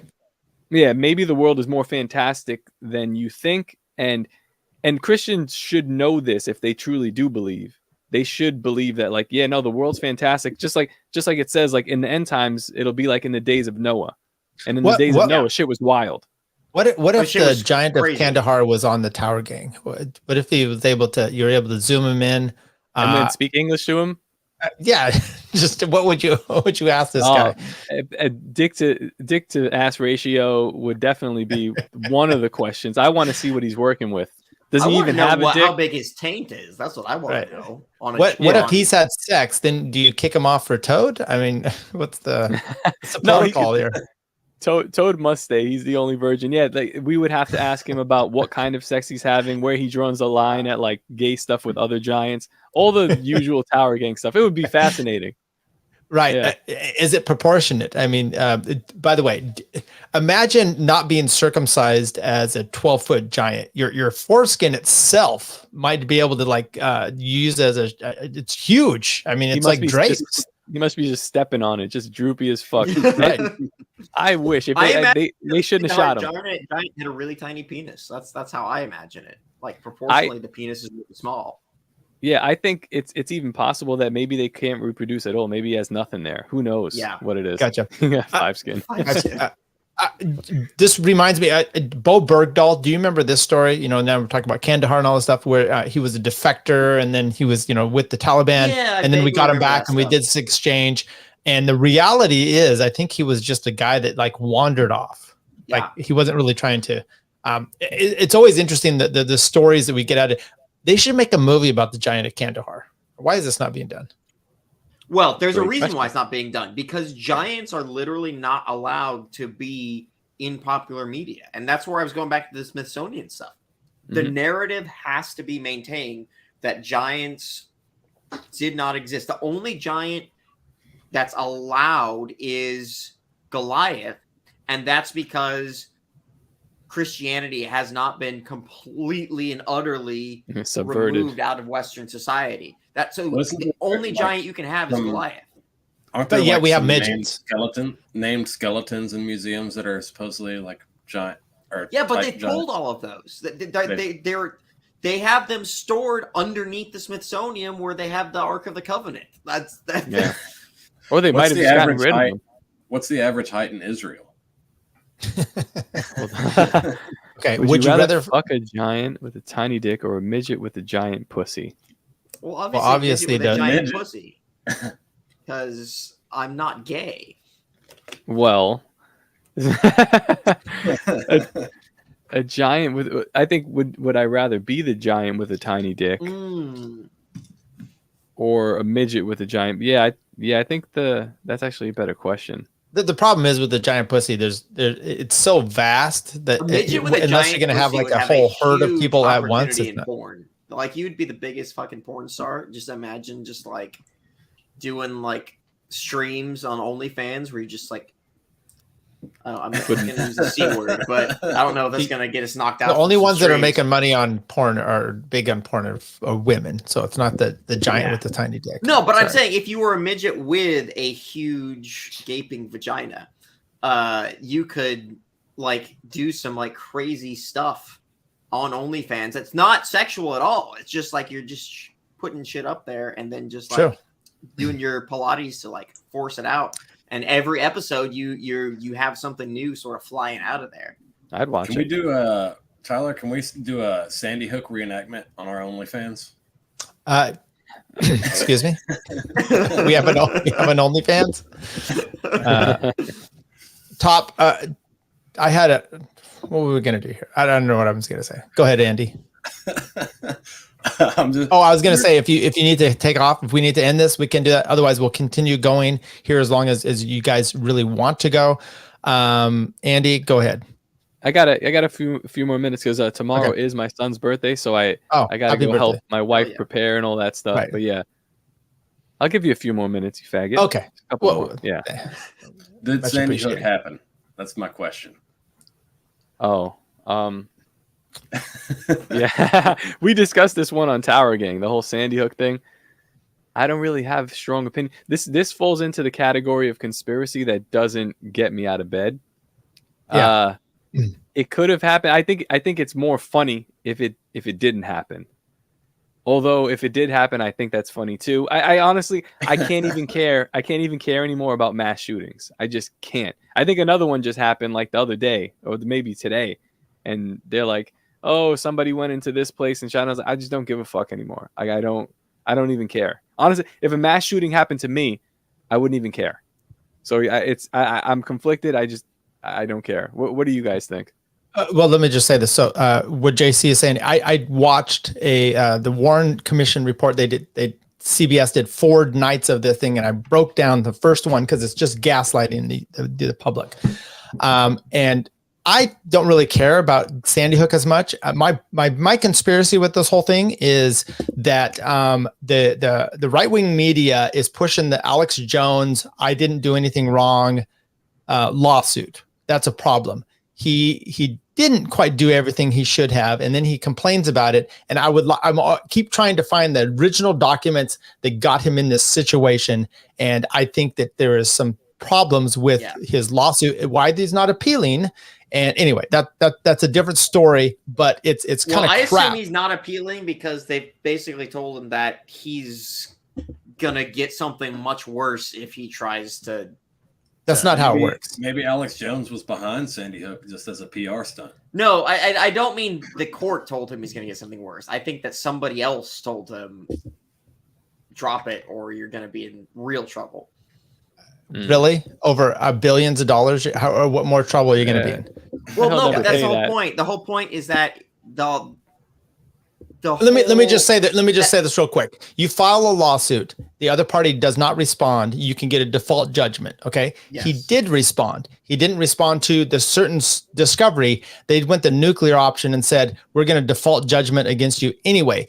That is such an appealable issue without even thinking about it. So if that's the case, he would easily get an appeal and likely be able to have that overturned. Something is weird with all this, and you get the Barnes, you get the Alex Jones, they're pushing the story. Something is odd here. I think the courts were definitely against him, and there was a problem. You can see that, but something's strange, and I don't that makes me not necessarily trust Alex Jones totally. That's all. Yeah, I think that's all I was trying to say in saying that. It's strange that he didn't appeal it. Yeah. Yeah. His lawyers, what's strange? Go ahead, Andy. His lawyers gave up a bunch of documents or something they weren't supposed to, or something. Yeah, there was a yes. What's strange to me is there's some theories that like everybody in the town had their mortgage paid. There's I haven't seen the videos. I don't know, like the parents laughing before like on a hot mic before the news goes live. There's like people that show up in Sandy Hook and then show up in the Boston Marathon bombing and like almost like actors and stuff like that. So I haven't looked into it because I couldn't care less about mass shootings, especially with children. But it's interesting nonetheless, and I feel like Alex Jones should be able to say that. He shouldn't have backed down. You should be able to say I think it's fake, and then people could go fuck off if they want to. I totally agree. Not only be able to say it's fake, you should be able to say it's fake and gay. And gay, yes. With an H. Okay. Oh, that's all we got. I think we're at the end. Andy, do you have any more of our sponsors? Is there coming out of the woodwork here? We've got our final sponsor of the evening, Paula Deen's Tail Cream. Are you white? If you are, then chances are you were born with a tail. If you find your tail getting dried out and irritated, check out Paula Deen's Tail Cream. It's what tails crave. Made with just 2 all-natural ingredients, the finest distilled racism and compound butter. Beautiful. Andy, do you use that?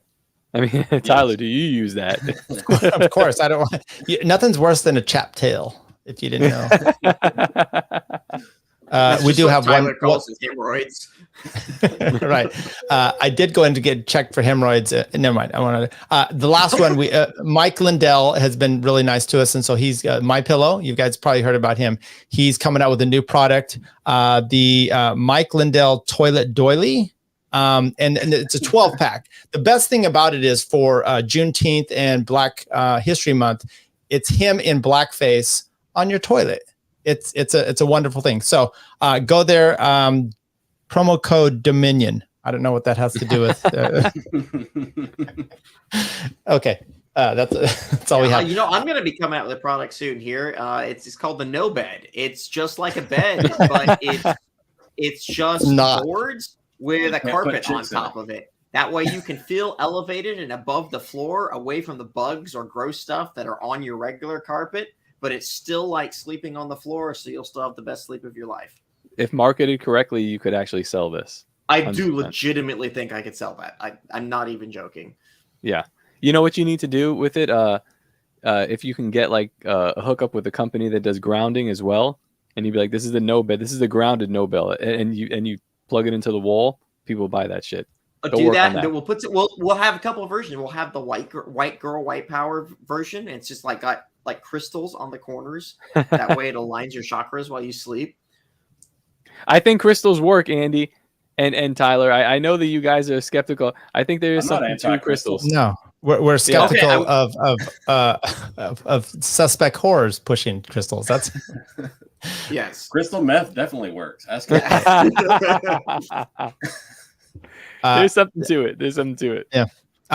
Lincoln, why don't you do you have anything to push to promote? Anything At the yourself? moment, the only thing to plug is our weekly Mandalorian reviews over at Rebel with a Cause. Right. And I bring a little bit of difference to you guys are highbrow, you know everything. I don't. And so Well, I I would bring a not little consider bit myself highbrow, but I definitely compared to what I am a know. nerd. It's in comparison to Tyler, I mean, Yeah. everybody. Yeah. Well, highbrow is different than high knowledge. I have high knowledge, but I'm by no means highbrow. Okay. I'm neither highbrow or knowledge. So that's what I bring. And then Eric We call knows that that retarded. stuff. So, That's yeah. what. And so far, they've been kind of a shit show. So anyway, Lincoln, yes, we do appreciate that. Check out Rebel with a Cause podcast. And that's where Lincoln and I are over there. Toplobsta, please. Once again, I ingratiate myself to you. It's always wonderful to have you on. I know you've ripped me many a times, and you say you hate me, and then you say you love me, but I know you love me deep down. I never said that. I said I'm not even Jewish. I can't stand Tyler. I see him in the chat every day. I try to avoid that chat as much as possible. If I see Andy in there, I'll say what's up. I see Tyler, I'm like, fuck, I just turn the phone off.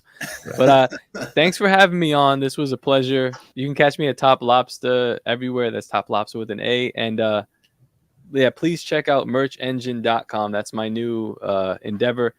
And thank you guys for watching and supporting and getting me this far, because this whole thing has been kind of retarded and crazy. But yeah, thank you guys. Yeah, by the way, it's great to watch you progress up, and I know with the Legion of Skanks or Louis J. Gomez and all that stuff you guys are doing, and then obviously the Tower Gang. We love you all. Well done, and way to push against the anti-19th Amendment. I am one of your. I subscribe and I give a lot of money to your center, so I appreciate that. Andy, what do you have? Follow me at Tower Gang Toad. Pretty much all I got. That's all we have. Okay. Once again, Killpod, I think it was a success. I don't know. I had 6 or so people lined up. One guy, his DMs were closed, so I couldn't send him a link. Eric's internet went out. Dickie had friends over. P-Nord just dropped this for something else. So yeah, I wish there was more contributors. That would have been fun to roast some other people. But we ended up getting like actual serious conspiracy talk, which was cool. Right. Top, you're always welcome back. So next time we do it, if you want to come back with us, we'll never coming back. All right. Okay. That's way. All right. Thank you, everybody. Bye. Okay, I'm leaving now. Bye, guys. But she's back. Chick-fil-A is completely overrated. It's not that good. I prefer Zaxby's. I prefer Popeyes. Takes a tough man to make a tender forecast, Nick. And I guess that's me. Keep fucking that chicken. Should I vote for Dick Cheney on the Libertarian Party? Do I have an obligation to vote for Dick Cheney? I would say so. Yes. Did it work for those people? No, it never does. I mean, these people somehow delude themselves into thinking it might, but it might work for us. That one dude was like, not a podcast, I can't find it anywhere, and they don't have video. Oh, yeah, Peter Janke, yeah. Yeah, I blocked him. I'll do it. If he unblocks me, He'll buy your shirt if you unblock him, Bert. He's a wigger. Yeah, nothing cooler than So a he's- 49-year-old wigger. like- I just started live streaming. Cut me some slack. I'm pretty high tech for a boomer. But For anyways, a boomer.